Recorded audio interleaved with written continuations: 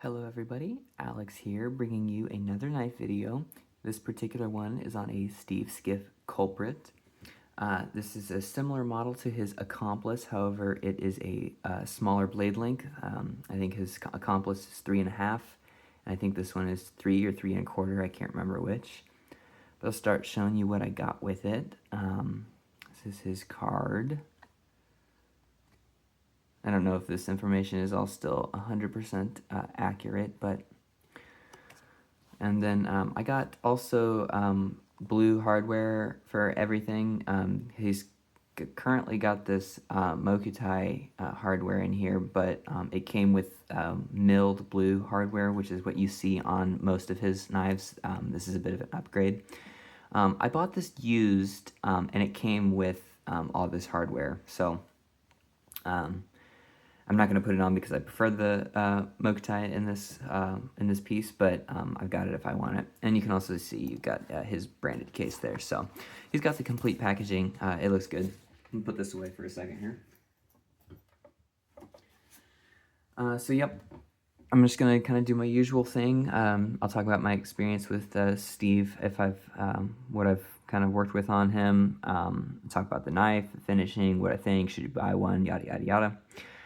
So first off, this is kind of my first entry into the higher end machining world.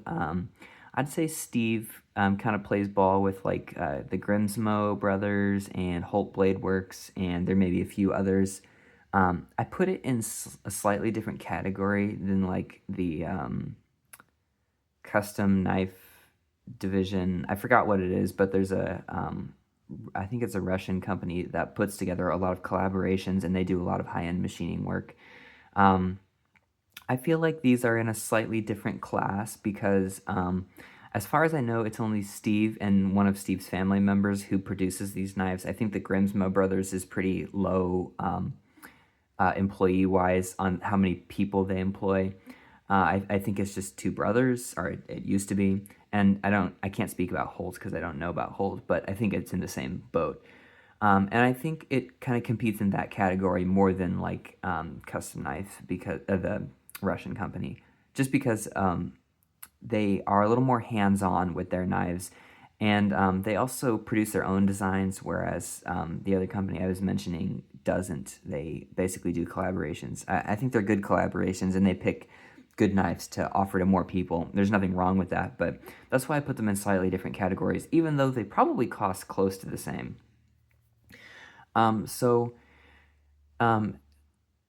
Skiff's work is pretty recognizable. He does this milling pattern. It's kind of like a herringbone-ish type pattern. He does have contouring.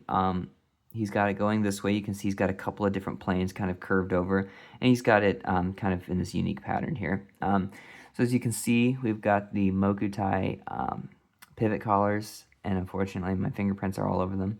You've got this nice blue hardware in the middle there. You've got a couple of torque screws, also anodized blue.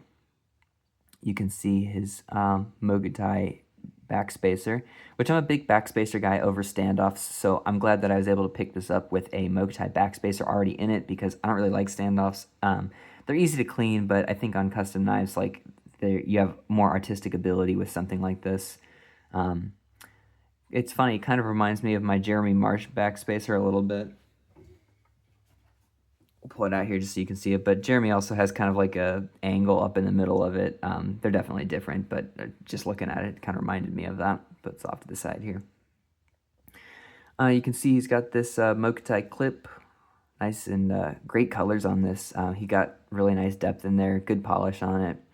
And then you can see the milling continues on the other side here, and then he's got this other pivot collar, which Steve uses these pivot collars as a lock bar over travel stop, which I kind of like that design. It's a clean way of doing it. I've also seen companies do lock bar stops on the inside of the lock bar, which also probably would have been a good choice. But nonetheless, I like this. It's iconic to his style choices. It looks good. It's functional. Checks all the boxes with me. Some of the finishing work that you can see is he goes through and mills his lock bar cutouts. I don't see a lot of other people doing that. I got this Jeremy Marsh here, so I'll just show you that. But you don't see that a whole lot. it's a nice finishing detail to continue that through and still have all that functionality. I'm sure that doing this affects how the lock bar geometry and tension works, because the way that torque is applied to these curved parts is probably different than the traditional knife cutouts. Steve Skiff has quite a few videos from his pieces, because his pieces are slightly more obtainable than some other pieces. Looking at Jeremy Marsh again. But one thing that everybody mentions and is super, super true is that he's got this part that is not milled that sits directly under the pocket clip. And that is so as the pocket clip slides into your pocket, it isn't fighting with the traction of the milling in order to get into your pocket.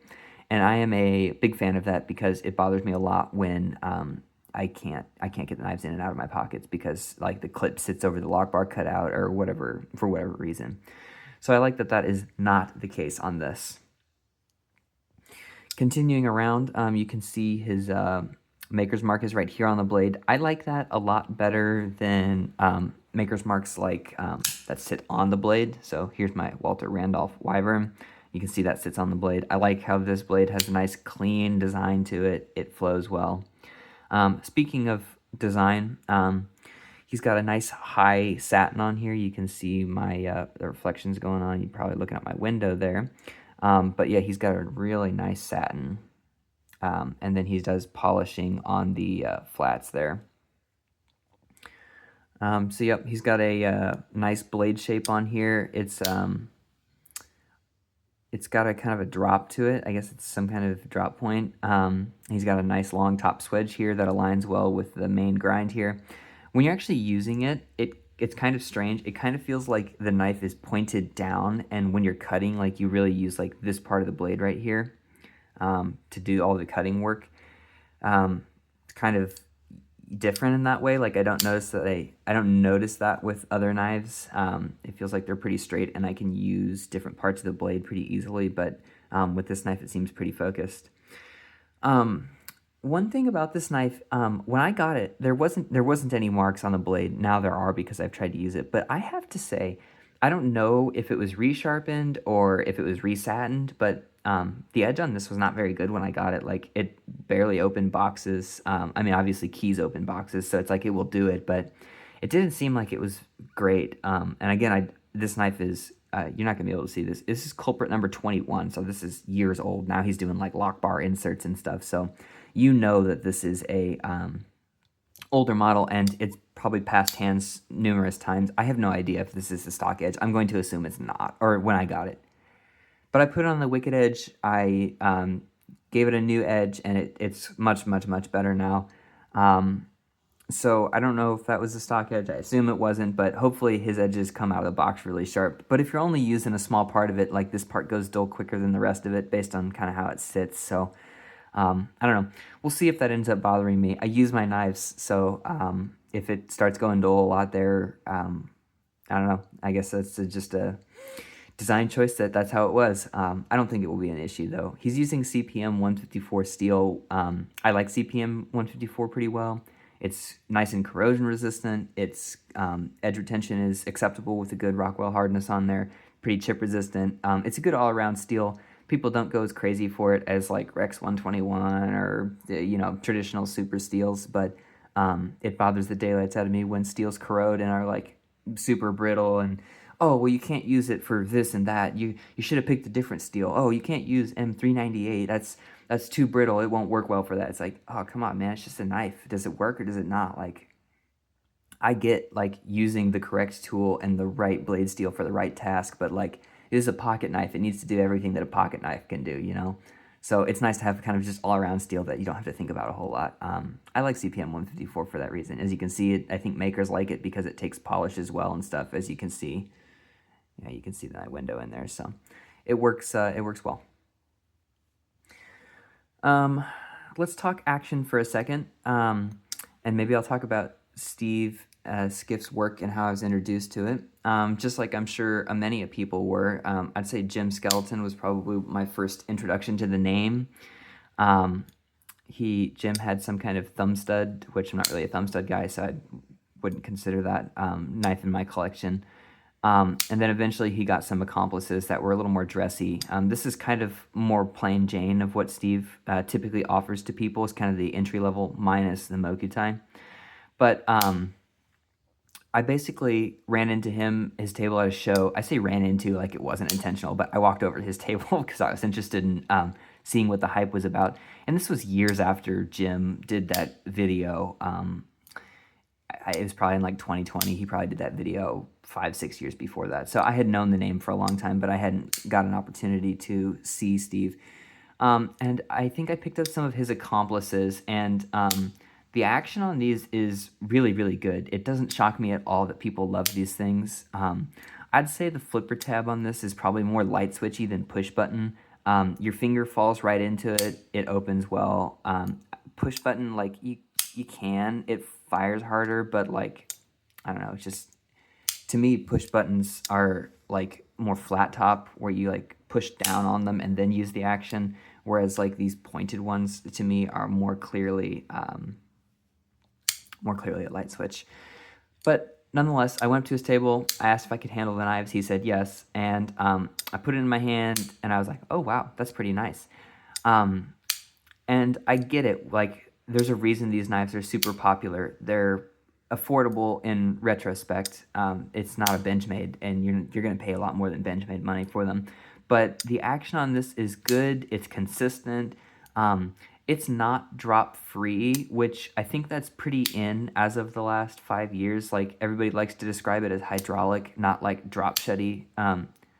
I don't really care about that, to be honest. Like, I probably prefer the drop shutty because that's what I kind of grew up into custom knives with. And it still has like good, like, you can kind of see like when you take the lock bar tension off, it's still pretty smooth. And Steve is known for his bearings, and he puts his own bearings in these. And it's plenty smooth, but the way he tunes it, they come out to where the knife is smooth, but it's slower on the drop.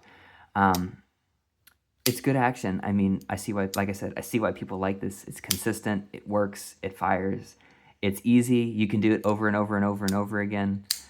He's got great lock up there, and he's got nice cutouts here so that you can get your fingers in there. Like, this knife is such a great fidget toy. It's consistent.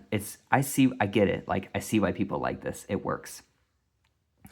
And I liked it too. I didn't buy one at the show, but I knew that I was going to add one to my collection one day when I found one for the right price and the configuration that I liked. I've kind of been collecting knives in this size range a lot recently. Maybe we will take a look at a couple of these. Here's my GTC Reduced Airborne. You can see kind of a similar size. You can see my TJ Fisher Lash, kind of in a similar size. My Lee Williams Kickstop Adventurer Tonto, also kind of in a similar size. So I've been collecting in this size range for a little bit now. I think that it has a pretty good balance of usability in terms of good blade length and easy to carry, generally lighter weight than compared to something like the Dalibor Unnamed. This thing is a monster, like huge. It's different. It's usable. It's just different than some of the other knives that I have. But I've been collecting these for a minute, and so I like this size. I like that it came with the Mokutai accents to it. It just checked the boxes that I was looking for, and so I got a good price on it. I went ahead and bought it, and I think I'm going to carry it a lot because, again, it's easy to carry. The action is good. Fit and finishing is good. It's got a good blade steel for everyday user status. And I'm just not super worried about it keeping its value because Steve produces enough knives to where you can usually find one of these on the market without a lot of hassle. And that's okay. So that just means that I will feel good about getting my value out of it. I've noticed that a lot of people whine about no sharpening choil. Since I've sharpened this, I feel like I can also add my 2 cents to that. I wish there was a sharpening choil. I think that aesthetically it looks better without it, but functionally it looks, I like it with it because I sharpen my knives and that's what I want. But not a huge deal.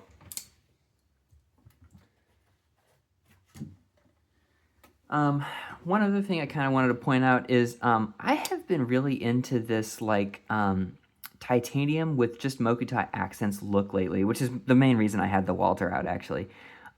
It's got a similar, I think this is actually Zirkutai, but it's like the simpleness of the handle. It's non-distracting. It shows the artist's lines really well. I think Steve has like a lot of cool shadowing going through based on the milling he's chose. It's a good look. And I like that it's just got these like subtle pops of color.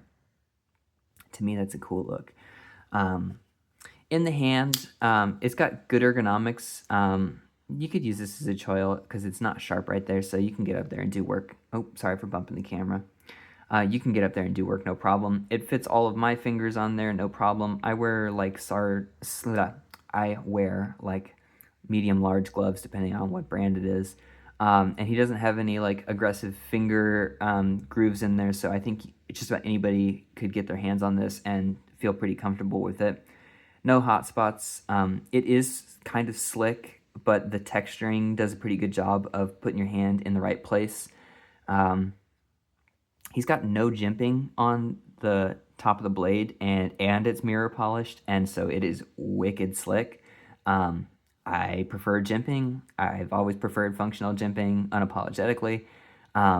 Because he's got a nice guard here, I'm not like worried about my hands like sliding up, and I'm not really gonna like bushcraft with it, so it's probably not a huge deal that it doesn't have any jimping like some of my other knives do. But if I was custom ordering something, I would probably request it. That being said, not a big deal. His tolerancing is pretty good. Everything works as it should. Like it's easy to see why people like these knives. I mean, they work well, good action. Like it's everything that custom knives I think people dream of. So, he does have the Culprit name in there, number 21. You can kind of see it there, but I know it's dark.